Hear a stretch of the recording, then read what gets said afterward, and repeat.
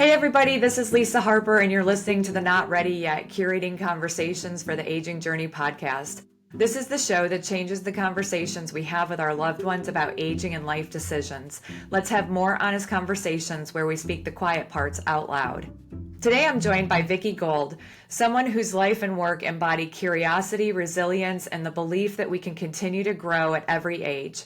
Vicki is a semi-retired physical therapist with a rich career spanning clinical practice, academia, and decades of study and mind-body well-being.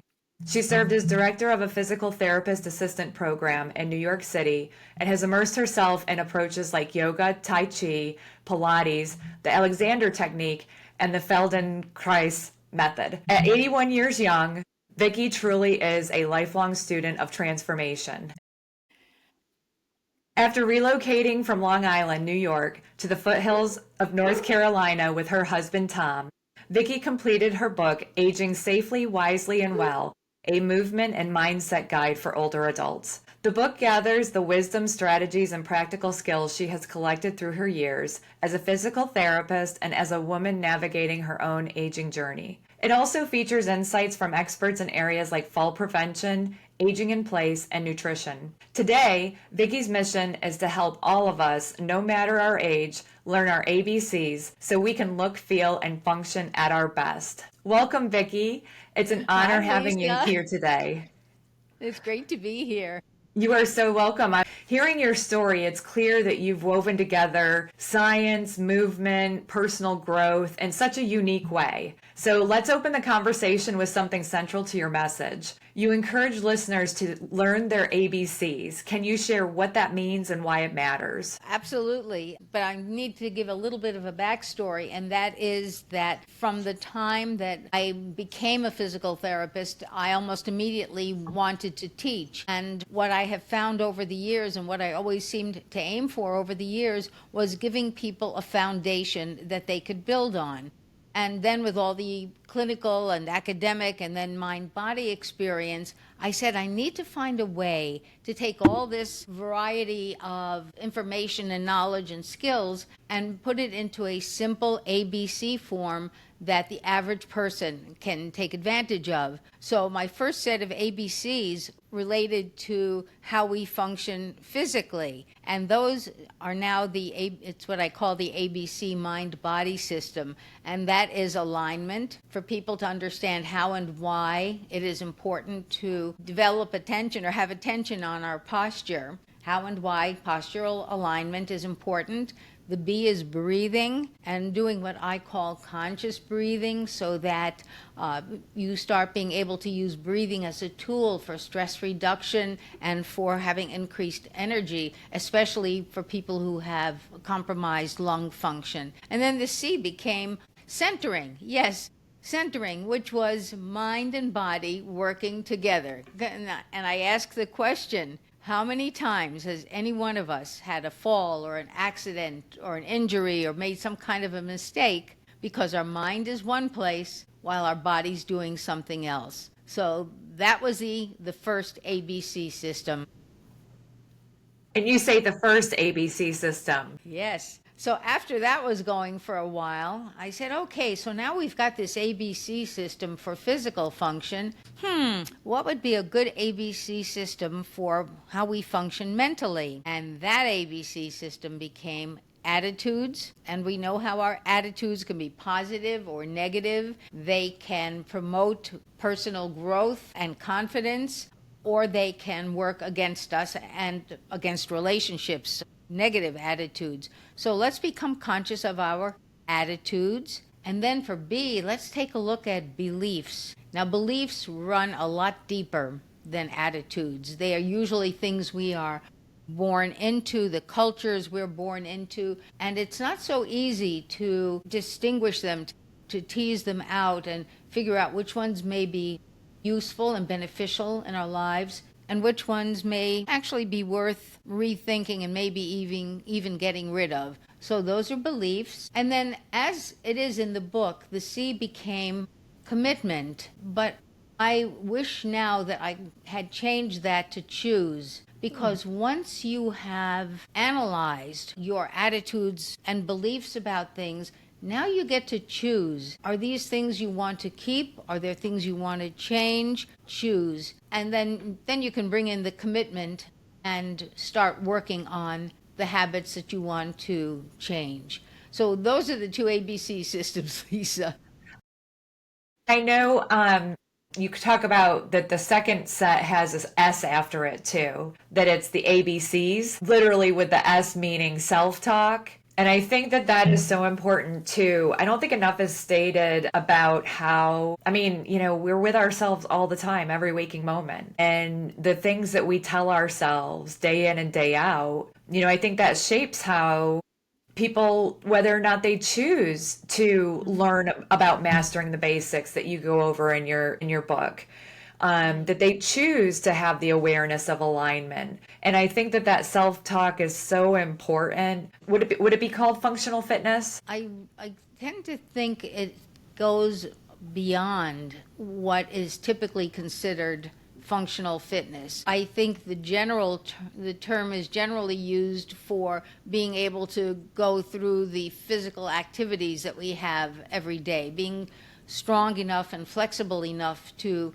get in and out of bed, to get up and down from a chair, to be able to walk safely. In other words, to have enough balance. What I strive for is actually in the tagline of my company, and my company is Thera Fitness Inc. So I was a therapist and I was doing fitness classes at one point. And the tagline is transforming the ways you move through life. And my intention with that is that as you go through your everyday activities, that you have learned how to be conscious of how you're moving physically, but also the attitudes and beliefs that you are bringing to these everyday activities. And we can talk more. I'd like to talk more about that whole self-talk component. But that's the difference, I'd say, between plain old functional fitness and what I strive for among readers and people who participate in my programs. And I feel like there's peace in how you present this, that it's, slowing down, being intentional, doing daily things. I love that you talk about working from your feet. Like you go into the feet and the ankles, because, and here's a joke I always say is, I feel bad for my feet some days. I'm like, these poor little things that are like 9, 10 inches long are responsible for holding me up all day long. Not only that, oh my goodness, what my focus is in the book is the role of our feet in balance, which is such a big concern for older adults. So it's funny, you're making the point of how we stand on them and they are our support. My focus is learn to love and appreciate and cultivate the strength, the conditioning, the sensitivity, the proprioceptive awareness, if people are aware of that term, and learn to nurture and encourage how your feet function and perform when you're standing, when you're doing little weight shifts like tipping your weight forward and back, and start realizing all the subtle, intricate movements that take place in your feet that are working to help you with your balance. And of course, us women in particular, especially in the old days, when I didn't do it so much, shove their feet into pointy-toed shoes or narrow shoes or poorly fitted shoes. So yeah, I spend a lot of time in the book having people tune in to their feet. And in fact, Dr. Jennings, some people may know him.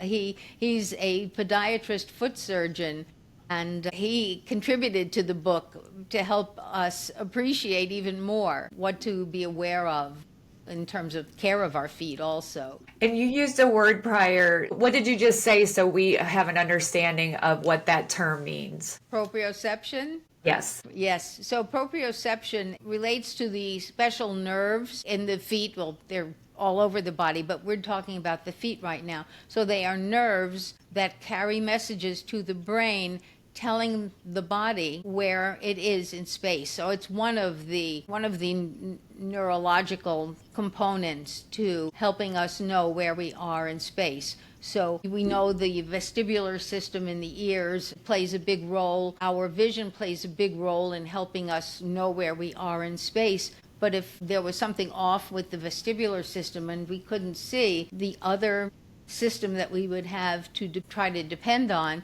is the ability of our feet to know, when we're tipping to one side, tipping to the other, tipping forward. And so by feeling where we are, where the feet are in space, it sends a message to the brain to help make whatever adjustments are necessary for the sake of balance. I hope that wasn't too complex. No, and I think it's amazing when you think of all of the systems and everything working together in our body. And now, there's these little messengers that are, in our feet and in the joints and everywhere. And it's an amazing, symphony of how everything's orchestrated. And the feet, I think it's such a good place to start. You give like the exercises, like the dorsal flexion, lifting the foot. I think of neuropathy and like not being able to feel where you're going. I mean, Yeah. there's some things that we can't control if you have a diagnosis. But there are some, like, that's what I love, that you're like, we have so much control over so many of these decisions that we could make every day, that it's just, I love it because I'm passionate about this and helping people go, it doesn't have to be flashy, and it's not losing 20 pounds in a month. And, it's taking a handful of these items that you suggest within the chapters and say, you know what, this week I'm going to work on my alignment and sitting. Even when I get in the car, I'm going to work on how I sit in the car and how I open up my chest and create that space. There's just so many great nuggets throughout. But yeah, do you want to say anything more about balance or that statement? Because Yeah, I just feel like we assume it's just part of aging. I have to, well, two things, more than two things, but I have to acknowledge Kate Reed, who also did a major portion of she did most of the chapter on balance. She's another person who's absolutely passionate about the role of the feet in balance. She invented a device, she calls it the Move More, which has resistance bands so that every position, every movement of the foot and ankle can be exercised. So Kate Reed, I have to do a shout out for her. Just talking about our attitudes about being able to offset some of the things that may happen to us as we age. There is a tendency to lose some flexibility, to lose strength. And I think of my father-in-law, may he rest in peace. He had gone through a procedure and was in therapy and was having difficulty picking up his feet and walking. But when he was encouraged to do it, he could. And at one point, I kind of asked him why he wasn't doing more on his own, because he could. It's not like anybody was asking him to do something that he couldn't do. And my father-in-law said, well, you can't teach an old dog new tricks. Well, boy, did that trigger something in me. And online, and I mention it in the book, I actually found a video, and probably a whole bunch of videos on YouTube, about showing old dogs learning new tricks.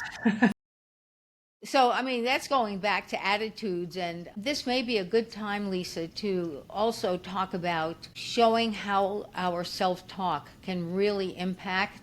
I've got so many examples. First of all, even within myself, there was a time that I was still living in Manhattan and I was going through a stressful something. And I was walking down I think it was on 18th Street, and I was walking and really riled up, really feeling anxious, angry, a bunch of negative feelings. And then I started thinking about, well, this isn't really self-talk, but it's maybe the use of imagery, which is another important tool. I started thinking about walking on the beach in Malibu, shall we say, California. And like magic, nobody could see on the outside what was changing in me. But all of a sudden, that tension, that tightness, that anger, it was just gone. So just, I guess, an important point to make here is be aware of how our thoughts and our ability to use imagery can really impact how we cope with stressful situations. And I have other examples about using self-talk. I worked with a lot of patients, older people especially, who would be afraid. They may have been recovering from a fractured hip or something, and it was understandable to be afraid of falling. But I started having them say things like, I am tall, strong, and confident. And of course, very often it was a short person and they say, but I'm not tall and I'm not confident. I said, it doesn't matter, what your reality may be. Just say those words. And it was like magic, Lisa. It was like magic. All of a sudden, that tension, that tightening that happens when we are tense, nervous, afraid of falling or anything else, I am tall, strong, and confident. And there it was, letting go. It makes So me that want just to sit one. better. Yeah, just the awareness. Like I'm like noticing like I'm like need to sit better while I'm here. And I know Uh-huh. you tell like that story about visualization. It's I think you mentioned that like our minds can't tell the difference between something that we visualize that is just it's imagery, it's in our mind, and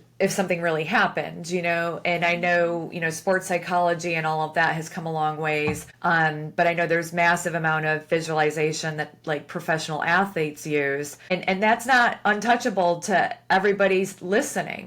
That's accessible to you. It's your intention to sit and frame it and have that moment with yourself and to identify what that story is. I love, all right.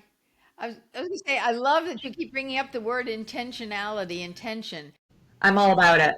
Talk about transforming the ways you move through life, but having the intention of accomplishing something, of being a certain way. That's such a valuable word. And the way I see it is somebody being able to pick up their grandkid. This is somebody avoiding the fall. How do we get somebody to believe that these little daily tasks that they do, they take action and they start, it grows, compound. It's like that's what I see this as is having the life that you want, but you have to sit and have the moment to say that's what I want, and then translate that into your visualization, and then translate that into a plan of adopting one of these breathing exercises, and just maybe one a week. Commit to a week. We have to start small because I just feel like people get so overwhelmed by everything that's out there. It's that analysis paralysis. There's so much. And you're saying the action, once you start taking the action, like the fear kind of dissolves away. Yeah, you got a whole bunch of things just are coming to mind as you're saying that. One is, and I believe I mentioned this in the book, take an attitude of play and exploration. Related to that is watch your language, the words you say to yourself, like, I can't do that, or I shouldn't do that. So can't and should are two forbidden words. I call them forbidden. So we're talking about taking an attitude of exploration and playing, trying things out, spacing them out, whatever system works for you. Before we lose time, talk about the word can't. May I tell a story? 100%. That's how people learn. This is powerful. I get goosepimples just thinking about it, and it happened back in the late 70s. I was working at Cedars-Sinai Medical Center in Los Angeles, and a very senior lady was wheeled into the physical therapy department, and she was hysterical. Before I could do anything with her, she had had hip surgery. Before I could even try to get her to stand in the parallel bar, she was hysterical. I can't. And as therapists, we have all kinds of strategies. Come on, just try a little bit. You can do it. Or with certain people, it's like, okay, we're going to stand up, and we're going to stand up now. So I take a more assertive approach. So I used every strategy I could think of with this lady. And I couldn't get her past, I can't. And this story's in the book. And finally, I gave up. I literally gave up because I just was getting nowhere with her. And I said, you win. I'm going to let you go back to your room. However, I need you to say the words, I'll try. I'm not going to make you get up. I'm not going to ask you to get up afterwards, but I do want to hear those words, I'll try. And after a few more I can'ts, you heard this faint little voice say, I'll try. I said, good. Now I'm going to keep my promise because I didn't want to destroy trust. I'm going to let you go back to your room. And I was getting ready to unlock her brakes, and I said, well, would you like to try? She gives me a little nod. We lock the brakes. She stands up with almost no help from me, walks the distance, the full length of the parallel bars, turns herself around and walks back, turns herself around and sits down. Wow. So if you don't believe in the power of words and your self-talk, I can't think of an example that's more dramatic than that. I mean, and this is one of those things where these are not things that I necessarily had learned in school. But, when you're in your profession, whatever profession it is, and you're there for a while, after a while you start innovating. And that was my favorite story about the power of our self-talk. Yeah. Yeah. I mean, if we're telling ourselves we can't, we're not going to. And that separation of as soon as you turn it to I try, there's a moment of belief there. Going back to your second set of ABCs, Yeah. there's that And moment of belief. And I know there's a whole philosophy or strategy about using the word try, but in this case, it was effective. With another person, like the one that I said I was walking with, I use I am. I am tall, strong, and confident. I am. And people learning to give themselves positive, I am smart, I am accomplished, I am whatever it is that you may not feel you are, but just saying it. I took voice lessons once. It's funny how I'm remembering this. Just because I love singing, but am not a great singer. And when the voice teacher, who was actually my Alexander instructor also, when she was trying to have me do something, I said, "Well, I can't do that. I'm not a singer." And she stopped me dead in my tracks, and she said, "You are a singer. I am." So she's the one that kind of started me on the I am path. Yeah, because as soon as you say I am, there's something in you that believes it, that then and has that commitment. Like you're making a choice right there. Like I am, and then whatever you're going to say next. What is the Alexander technique? What's important to know about him is that he was an orator. He was a speaker, but he'd be speaking for a while and he'd lose his voice. And something similar, this is how Moshe Feldenkrais's system began too. These were both men who noticed in their performing of a certain activity that their body just wasn't performing well. Alexander studied and became aware of how, in his speaking in particular, there was a tendency to tighten up. I mean, if you ever watch somebody who's excited or just they've developed this habit. My mom, may she rest in peace, was such an enthusiastic singer, but her voice was terrible because she was just up, like this. So Alexander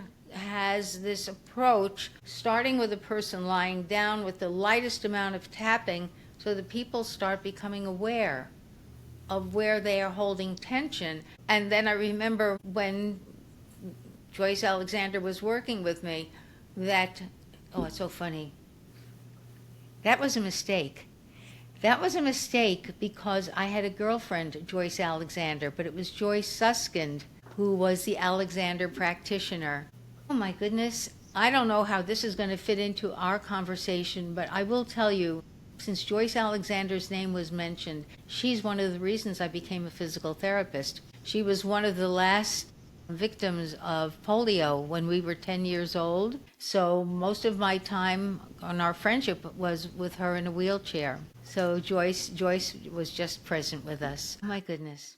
Your personal journey into physical Wow. therapy, and then you answered that came up naturally, Yeah. that's why that really Yeah. made an effect on you. Yeah. Well, so the other piece of the journey is that I had a brother 6 years younger than me, profoundly mentally retarded, developmentally disabled, an awesome personality, but certainly between him and Joyce, I became very sensitized to working with people who had some level of disability. Going back to the Alexander technique, just to finish that up, the approach is making people aware of when they are using muscle tension beyond what is necessary to perform a physical function. So for speaking, for example, you really just need the diaphragm to push the air through the vocal cords, and you want things as open as possible. You certainly want to avoid things that would be constricting that area. And of course, other movements also. For example, going from being seated in a chair to coming to standing, a lot of people, the head goes up, there's a lot of tension, as opposed to not developing the tension around the neck and shoulders because they're really not involved with coming to standing, so that you're standing, the whole head, neck, spine stays in alignment and it's a smoother move. It's almost like watching ballet dancers, right? I was just going to say that. Yes, yeah. It's just the least amount of movement or tension in the muscles needed to get the job done. Yeah. And I do think of ballerinas as we were sitting there, and I swear my spine is lengthening as you're doing that.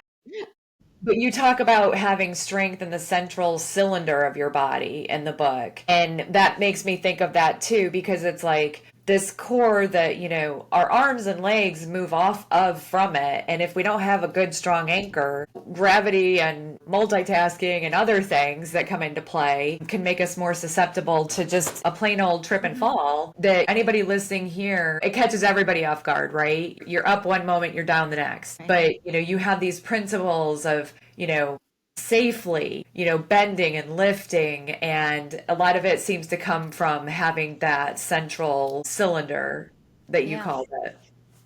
I think might be interesting to make sure we include some of the mental imagery that I use to help people get this better postural alignment. So now we're going back to alignment. And that mental imagery is lengthen. So if you simply think of the word lengthen and let your body react, and then I use the word open. And the whole idea behind saying open is it helps to have you release or let go of tension in the neck and shoulders because they really do not play a role in the good and better posture. A lot of people, you tell them sit up straight and then, all of a sudden the neck and shoulders tighten up. So we do lengthen, let the body respond, open, let the shoulders drop down and back. One of the women in a class that I gave said, I feel like I'm making space in my chest. So I've added that.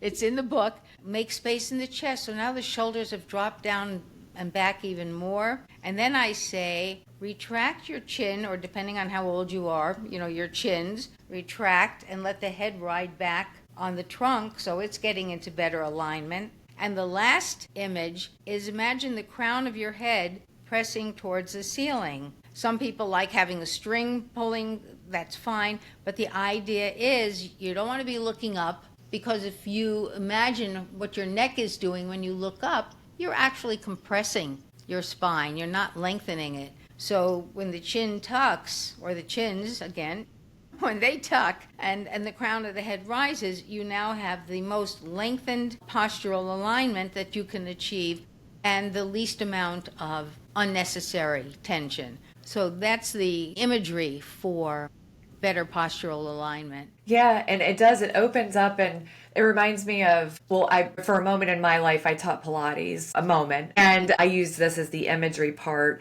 like a string of pearls. Like if you were pulling a string of pearls up, off of a table, and how they each kind of like float above the other. Uh-huh. Like, that's what we're trying to do with our vertebrae, to give space.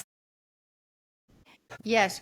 And, since you've mentioned breathing, which is the B of my ABC mind body system, I might as well take some time here to say that what I emphasize is people becoming not only conscious of their breathing, because it is so automatic that you don't have to think about it, but when I have you do conscious breathing, I have you spend more attention or place more attention on the slow, prolonged exhalations. Because most people, you tell them breathe, and like all of a sudden they're doing this inhalation.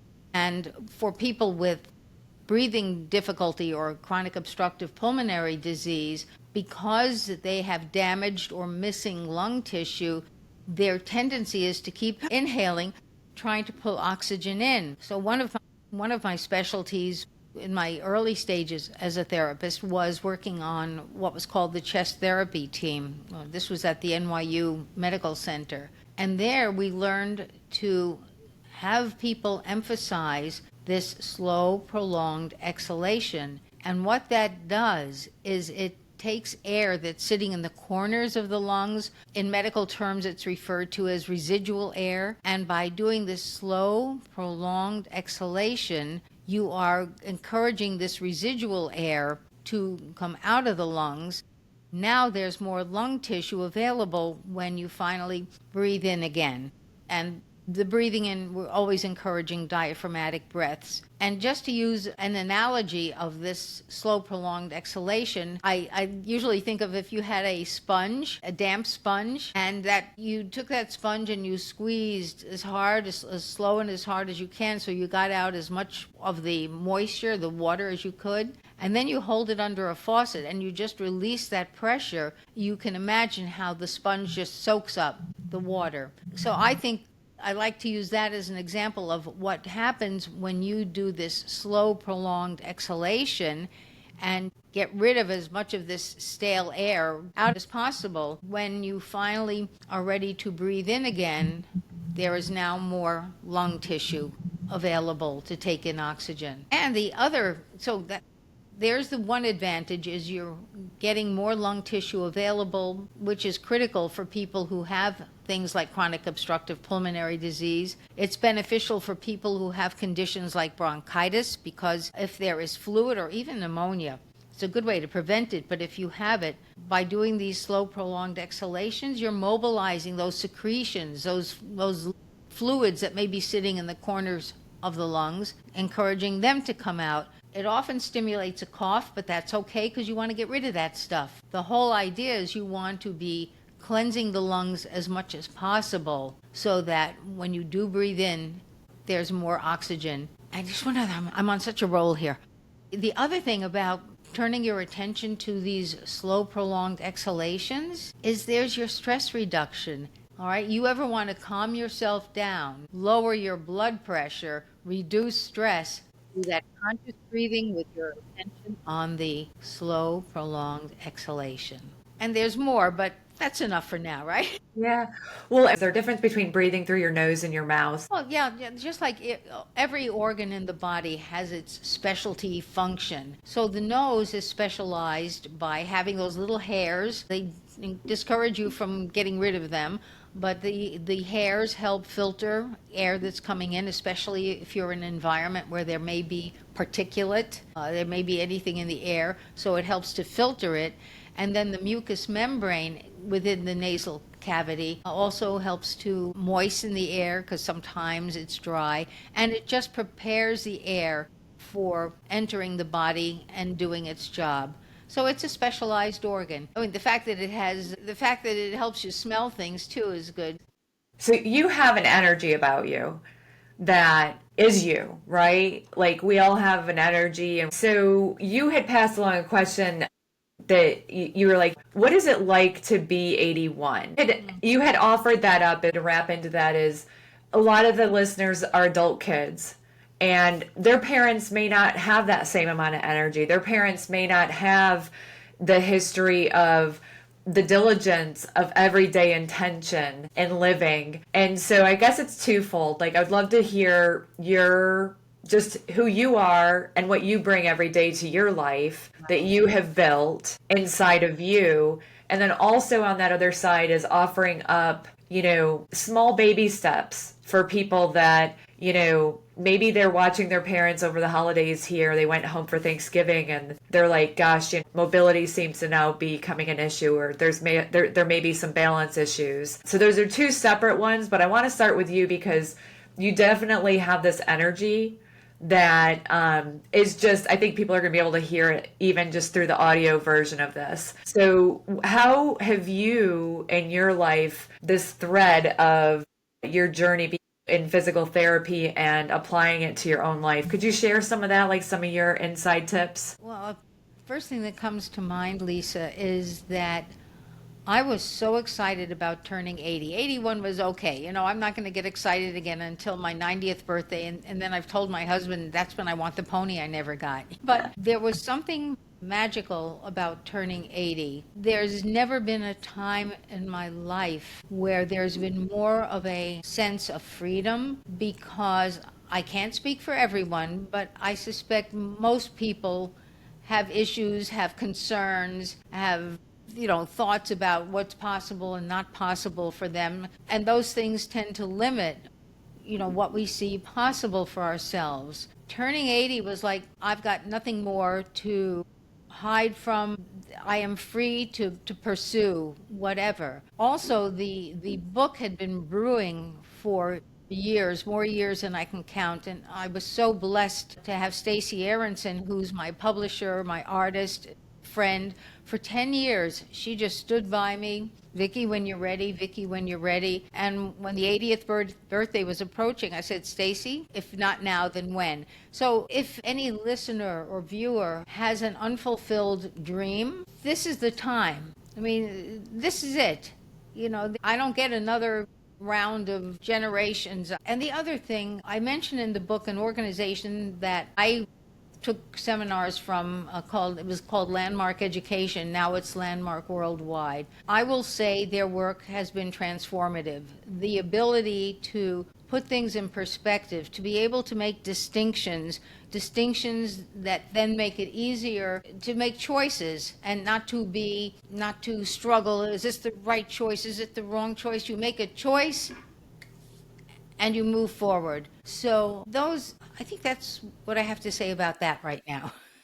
You can't sit in limbo on all these things. Not, if I may, it may not be the right one, but make a decision. If it's not the right one, make another decision. So, I mean, there are times especially someone like me, I tend to be on the somewhat impulsive side. It's like, okay, let's do it and let's do it now. And sometimes it may not have been the best choice. Okay, rethink, start again. Yeah, we got to give ourselves that grace.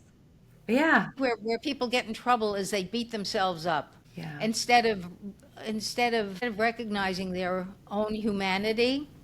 I've had years of therapy behind me on top of everything else, and I remember one therapist saying to me something about being conscious of our clay feet. I think the whole idea is, we're not perfect and we're going to make mistakes, but it's human. It's human, and you clean up your messes and you move forward. You learn Yeah. from your mistakes and you move forward. Yeah. And And you then for find a those way to adult kids overcome. out there, I know, there's some important words that, if we can't make choices for other people, but we can have conversations. That's what this podcast is about, is having conversations. So can you give any adult kids that maybe, they're trying to find a way to say something to their older loved one? Yeah, yeah.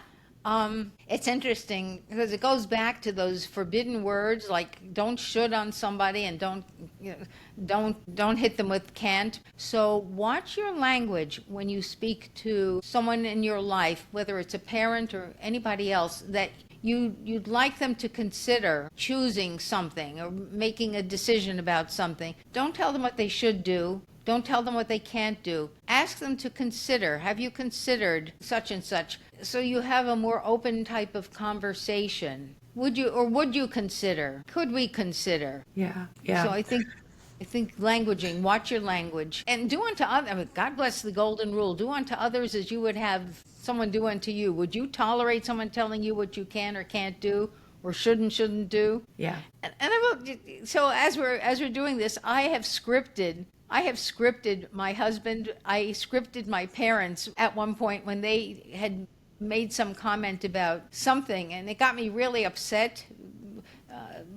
And I came back to them and I said, I would appreciate if you would say blah, blah, blah. And I actually scripted what I would like to hear from them. I don't know that it's exactly what you're thinking, but for our own personal well-being, sometimes we need to hear something. Yeah. Yeah.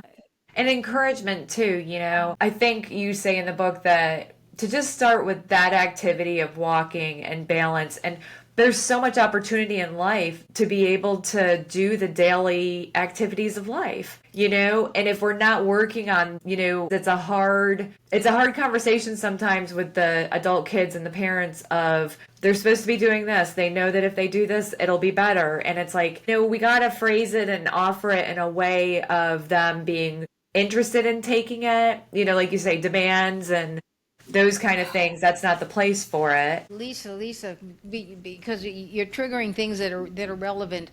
I'm thinking of a patient that I had, a man who'd had a stroke, and I was working with him and also back in parallel bars, and I could tell this man was not giving me his full effort. And finally, I sat him down and I said, and this is a strategy. I said to him, on a scale of 1 to 10, how much do you want to walk again? And I do this this business of asking somebody on a scale of 1 to 10, whether it's someone in your life, or in my case, it was a patient, but I've also done it with my husband, on a scale of 1 to 10, how much are you interested in doing such and such? Or how much do you want, in the case of this patient, how much do you want to walk again? And if it was a low number, let's say it was a 6 or a 5, okay, let's talk about what's missing. What would it take? And another patient, a woman who had had a mastectomy, had had breast cancer, and her daughter was doing exactly what you talked about, Lisa, condemning her for not exercising and doing the things she was supposed to do for her arm.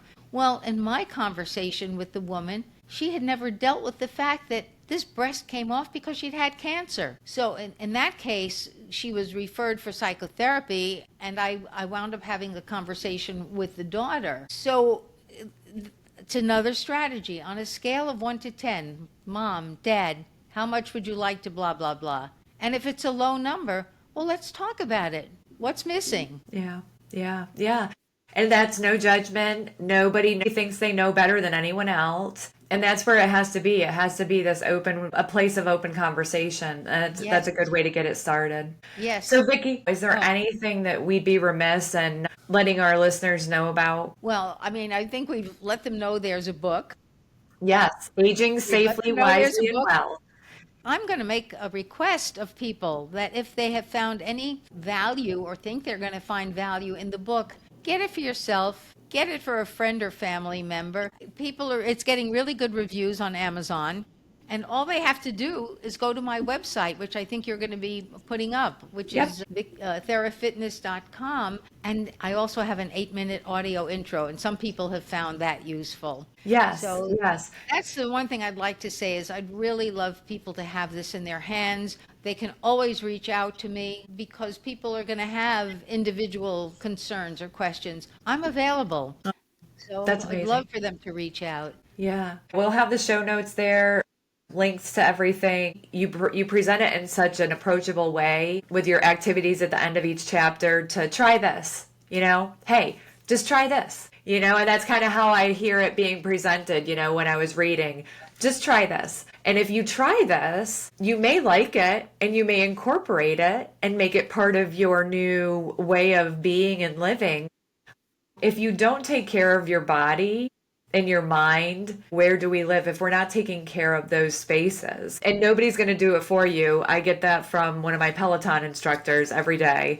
Well, at least every day I'm riding the bike. But, nobody puts you on the bike. Nobody tells you to do this. But there's these small, not microscopic steps, but these things that you've presented that if you start doing them, and we're working on balance and we're working on our feet and understanding how everything moves together and have these basic concepts and we master those, that can take us really far. And, it doesn't have to be a marathon. Right. Yeah, absolutely. And I guess what I'd like to encourage people to remember is align, breathe, center. I mean, my day is align, breathe, center. So that would be the beginning of integrating these principles and techniques into your everyday life. You're doing something, you stop, align, breathe, center. You regroup, and off you go. And the other thing that I have found or my experience has been, is that if something is good for your body, it may be uncomfortable in the beginning when you're first starting to improve your posture or do conscious breathing. It may be a little uncomfortable. You may even get a little soreness. But if your body is benefiting from it, it tends to want to do it again. Yes. So, yes. And that's what I encourage everybody to do is those little activities at the end that say, try this, try it. There's so much benefit in that breath and being present. And like you say, you start carrying things forward. You start adding on new things, but you're carrying that forward. I just want people to find a place in life that, they're at peace, right? Just keeping the quality of life that we all want. If you're seeing something with your loved one that you're not sure, you're like, why is this their response? To kind of let them talk about it, pose those questions so that they have the opportunity. I always say we can't assume, we have to have this open dialogue with people. So I think that, Vicki, you've given a lot of people a lot of things to talk about and think about. The day that you get the book, you can start if it's not going to be a gift for someone. But just try to, give yourself grace and have a partner, if you have a friend or neighbor that you're like, let's do it together, and just start small, but start. I think that's the message too, is start and bring awareness to your everyday. So Vicki, I just want to say thank you so much for being here. It's been such a pleasure. Again, everyone, Vicki's book is Aging Safely, Wisely, and Well, a movement and mindset guide for older adults. It's been a pleasure, Vicki. Thank you so much. It's been great, Lisa. Thank you. Thank you. Thanks for joining me on Not Ready Yet, Curating Conversations for the Aging Journey. If something in this episode gave you clarity or the courage to start an important conversation, or offered a new way to look at things, I hope you'll share it with someone who might need the same encouragement. Remember, navigating aging isn't something we have to do alone or in crisis. With love, logic, and the right tools, we can face what's next with confidence and connection. Be sure to follow or subscribe so you never miss an episode. And if you're feeling generous, leave a review. It helps others find the show. And just a quick note, the information shared on this podcast is for educational and informational purposes only. It is not intended as a substitute for medical, psychiatric, legal, or other professional advice. Always consult a qualified professional for guidance tailored to your unique situation. This is Lisa Harper, and I'll see you in the next episode. Bye for now.